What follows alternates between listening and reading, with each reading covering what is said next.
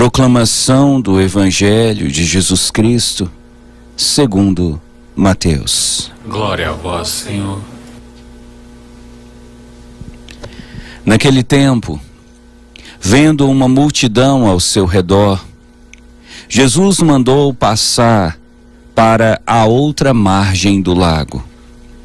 Então, um mestre da lei aproximou-se e disse: Mestre, eu te seguirei aonde quer que tu vás. Jesus lhe respondeu: As raposas têm suas tocas, e as aves dos céus têm seus ninhos, mas o Filho do Homem não tem onde reclinar a cabeça.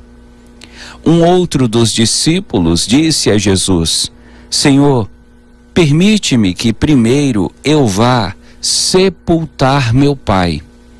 Mas Jesus lhe respondeu: Segue-me e deixa que os mortos sepultem os seus mortos. Palavra da salvação. Glória a vós, Senhor.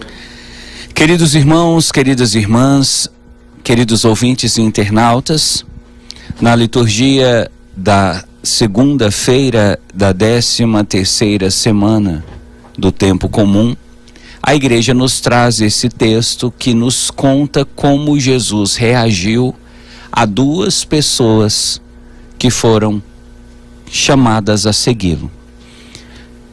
Como hoje pela manhã, durante o programa Mensagens de Fé, nós começamos a conversar sobre o diálogo entre Jesus e essa segunda pessoa que ele chamou para segui-lo, e o assunto foi sobre a morte, sobre as pessoas que faleceram.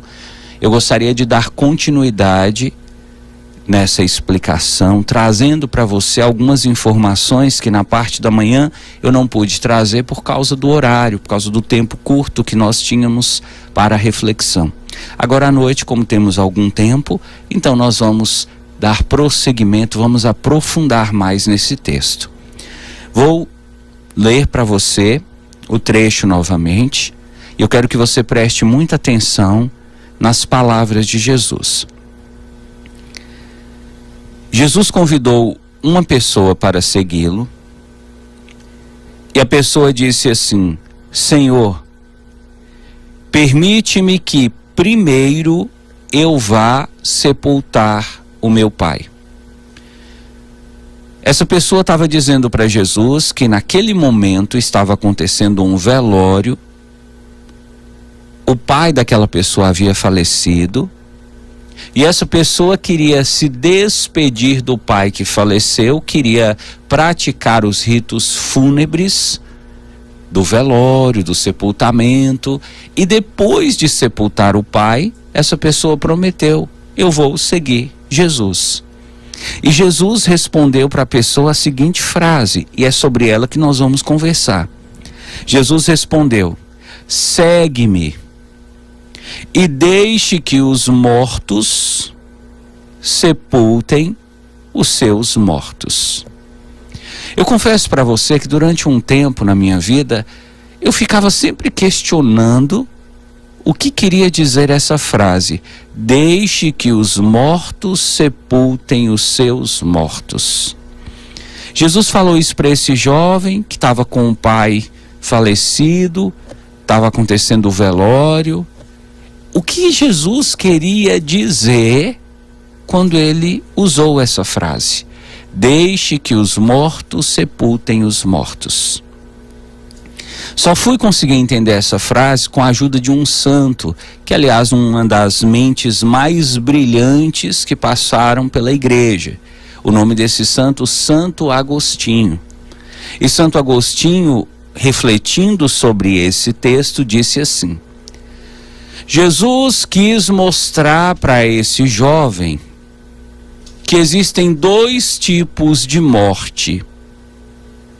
Existe a morte física, é aquela que todos nós vamos passar, que o próprio Jesus passou, quando o coração para de bater, o corpo esfria e a gente perde as funções vitais. A vida se esvai do nosso corpo. Essa é a morte física, a perda da vida, a perda das funções vitais.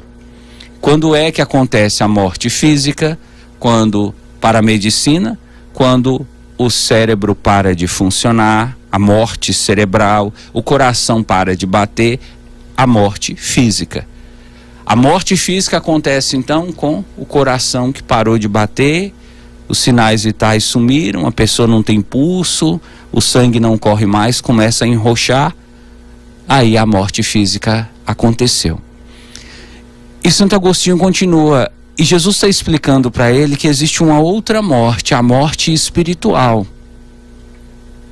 A morte espiritual, ela é como a morte física, é a perda da vida. A morte é isso, perda da vida. Então a morte física é a perda da vida física.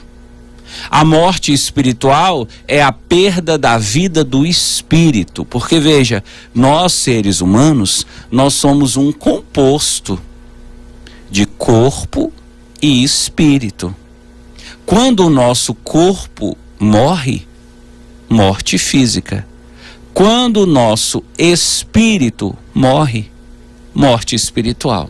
Aí você deve dizer assim, ô padre, mas eu não ouvi falar que espírito morre, não. Eu achava que o espírito fosse eterno. A Bíblia nos mostra, a teologia nos mostra, existe a morte do espírito. E Jesus aqui estava dizendo assim, existem pessoas que estão fisicamente vivas, mas que estão espiritualmente mortas. E aqui Jesus fez um trocadilho para dizer para esse jovem mais ou menos o seguinte: deixe que as pessoas que estão espiritualmente mortas sepultem aquele que está fisicamente morto. O seu pai está fisicamente morto, mas existem pessoas que estão lá no velório que estão espiritualmente mortas. Então deixa para eles que já morreram por dentro sepultar o seu pai que morreu por fora.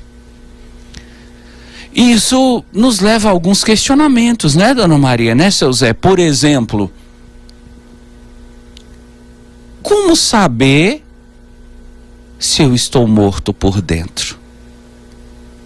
Como saber se isso que Jesus chama de morte espiritual não aconteceu comigo, ou está acontecendo comigo, ou com alguém que eu amo?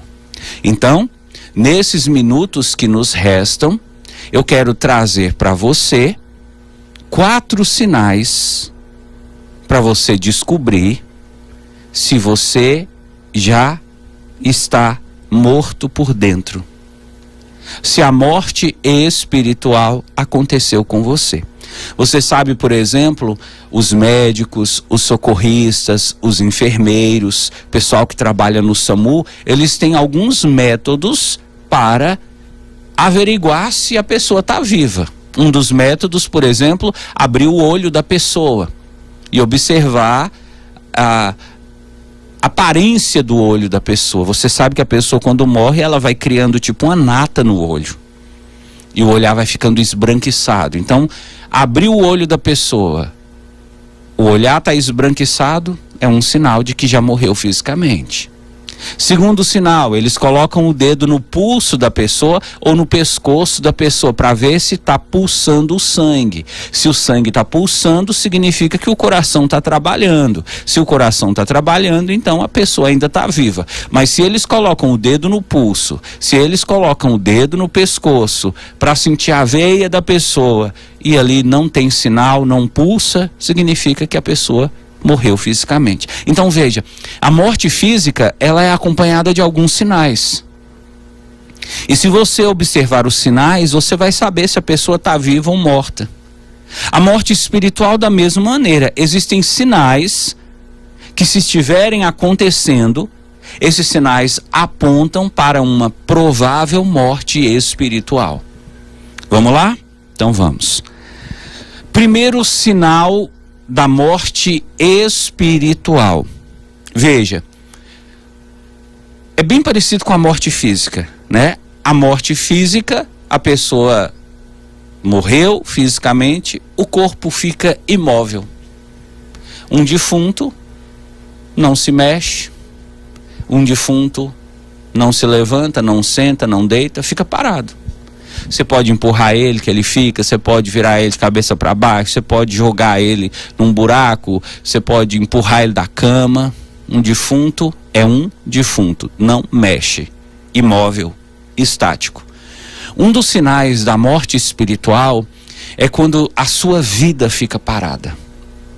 Nada acontece na sua vida, nada de novo, tudo imobilizado, seus planos não vão para frente, seus projetos não vão para frente.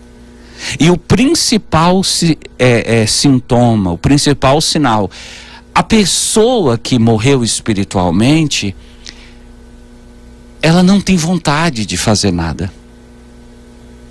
A teologia chama isso de assídia, que significa uma preguiça espiritual. A pessoa, ela não consegue rezar, ela não consegue ir à missa, ela tem preguiça para fazer tudo aquilo que talvez ela gostava de fazer.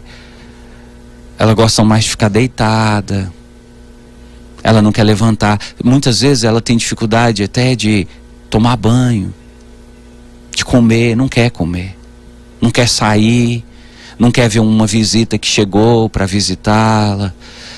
Esse é um dos fortes sinais de que a morte espiritual, se não aconteceu, ela está rondando você. Então, para todos vocês que estão desse jeito, uma vida parada, desanimado, sem querer fazer nada, sem querer levantar da cama, sem querer tomar banho, sem querer sair, arrumar um emprego e aproveitar a vida, esse é um sinal da morte espiritual. Segundo sinal, um defunto, você sabe, ele não sente nada. Você pode pegar um defunto e jogar no fogo, ele não grita ai. Você pode pegar um defunto e colocar dentro de um freezer, de um congelador, ele não vai falar, nossa que frio. Defunto não sente nada. O defunto fica insensível. Aqui nós entramos no segundo sinal da morte espiritual: insensibilidade. A pessoa não sente nada. Ela está viva, mas ela não sente nada. Você pode chegar para essa pessoa e falar assim, eu trouxe um presente para você. Ela olha para o presente e fala, obrigado. Mas você não gostou, não? É aquela pessoa sem graça. Não tem sentimento. É uma pessoa que você pode chegar para ela e falar assim, fulano morreu. Morreu. Morreu. Você pode chegar para ela e falar, seu filho nasceu. Nasceu? É o quê? É menino ou menina? É menino. Você não vai lá ver, não? Eu não. Então a pessoa, ela perdeu a capacidade de sentir. Ela perdeu a sensibilidade. Ela pode passar por momentos difíceis, ela não consegue chorar, ela não consegue se importar, ela não se importa com mais nada. É como se aquela pessoa tivesse desligada. As coisas acontecem ao redor, mas não tocam a ela, não comovem a ela. Ela não sente nada, insensível. E não é nem maldade, porque tem aquela pessoa que não sente por maldade. Ela é tão má que ela não consegue sentir. A morte espiritual não é questão de maldade, é uma incapacidade de sentir. A pessoa não consegue sentir. Não consegue sentir alegria, não consegue sentir tristeza. A pessoa não consegue se importar. Ela não preocupa com nada. Ela não está nem aí para nada. Ela simplesmente vive. Mas ela já morreu por dentro. Forte, né? Vamos que tem mais dois e o nosso tempo já está acabando. Segundo, ou melhor, terceiro sinal da morte espiritual. A morte espiritual, ela acontece com aquela pessoa quando, além de não sentir nada, é uma pessoa que procura a todo momento ficar acomodada. Ela não tem iniciativa. Um defunto não tem iniciativa. Uma pessoa que morreu, ela não vai ter nenhuma ação. E a pessoa que morreu espiritualmente, ela também não tem reação. Se você fala para a pessoa assim, moço, mas você é novo, você é uma pessoa saudável, você tem 2 braços, 2 pernas, levanta dessa cama, vai procurar um trabalho. A pessoa, ela não tem iniciativa. Ah, mas procurar trabalho? Moça, você é nova, você tem filhos, você é casada, você tem seu marido, você tem sua casa, você podia levantar, arrumar uma casa, você podia fazer uma comida, lavar uma roupa, você podia fazer alguma coisa. Sai dessa cama, sai dessa prostração. A pessoa não tem iniciativa. A pessoa que morreu espiritualmente, a única coisa que ela quer é ficar quietinha lá no canto. Me deixa aqui. Ah, chegou visita, não quero ver. Ah, vamos na casa de fulano que vai ter um almoço, não me chama. Então a pessoa que morreu espiritualmente, ela quer ficar escondida dentro de um quarto. E hoje eu vejo isso acontecer com muitas pessoas que estão com depressão. A pessoa faz do seu quarto como se fosse um caixão. Ela não gosta nem que abra a porta do quarto. É como aquele defunto que não quer que abre a tampa do caixão e fica ali dentro, às vezes fedendo, como um defunto dentro do caixão que não enterrou. Então, são pessoas que morreram espiritualmente. São pessoas que estão vivas por fora, mas por dentro não tem vida mais. Está tudo morto, tudo podre. E a última, para a gente encerrar. A pessoa que morreu espiritualmente, esse talvez seria até o primeiro dos sinais. Ela perde a capacidade de pesar as suas ações, ela perde a capacidade de sentir arrependimento, de sentir culpa e de se posicionar diante do pecado. Um dos sinais da morte espiritual é essa. Por exemplo, a pessoa é casada, ela trai a esposa, ou se for mulher, ela trai o marido. E ela trai o marido como se fosse a coisa mais normal do mundo. Ela não sente culpa, não sente arrependimento. Ela sabe que o que ela fez é grave, mas não toca, não incomoda ela. Esse é um sinal. Um sinal de que a pessoa está no fundo do poço, está cometendo um pecado grave, mas ela não preocupa. Você quer ver um sinal de morte espiritual relacionada a dinheiro? É a pessoa, por exemplo, que rouba. Trabalha numa empresa, é dona de uma empresa, é sócia de uma empresa e rouba o dinheiro. Ela sabe que isso é grave, isso é um crime, mas ela não importa. Ela faz com aquela naturalidade de quem está comendo um prato de comida, de quem está tomando um copo de água. Isso é um dos sinais. A pessoa comete crimes graves, comete pecados e nada importa. Eu fiquei observando esse sintoma quando eu ouvi aquela notícia, algum tempo atrás, mais ou menos uns 2 meses atrás, de um rapaz que o pai tomou o celular dele, o pai proibiu ele de mexer com o computador. Você lembra dessa história, dona Maria? Lembra, seu Zé? Esse rapaz, ele recebeu um castigo do pai. Não vai mexer com o celular, não vai mexer no computador, você está proibido de internet. E ele matou o pai, matou o irmão, não lembro se é irmão ou irmã, e matou a mãe.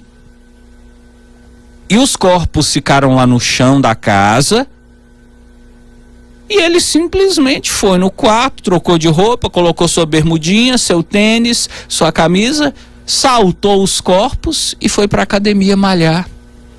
Veja, cometeu assassinatos, matou as pessoas que mais amavam ele, como se nada tivesse acontecido. Insensibilidade.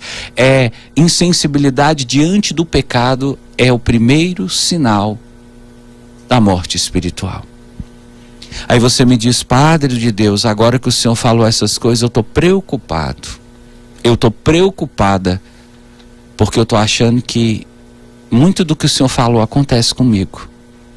Ou talvez não comigo, mas o que o Senhor falou encaixou perfeito no que o meu filho está vivendo, a minha filha, o meu marido. Padre, meu marido faz coisas terríveis, E ele chega em casa com aquela cara lavada de quem comeu e limpou a boca. Padre de Deus, o que o Senhor falou me preocupou agora. Será que eu sou casada com um defunto? Uma pessoa que já morreu por dentro? Será que o meu filho, a minha filha são mortos espirituais? Será que agora eu estou entendendo, Padre, por que eu não sinto vontade de mais nada. Agora eu estou entendendo porque eu não sinto mais vontade nem de levantar da cama. Eu sou uma pessoa que morreu espiritualmente. Mas o que eu faço, Padre? O que eu faço quando a morte espiritual me toca?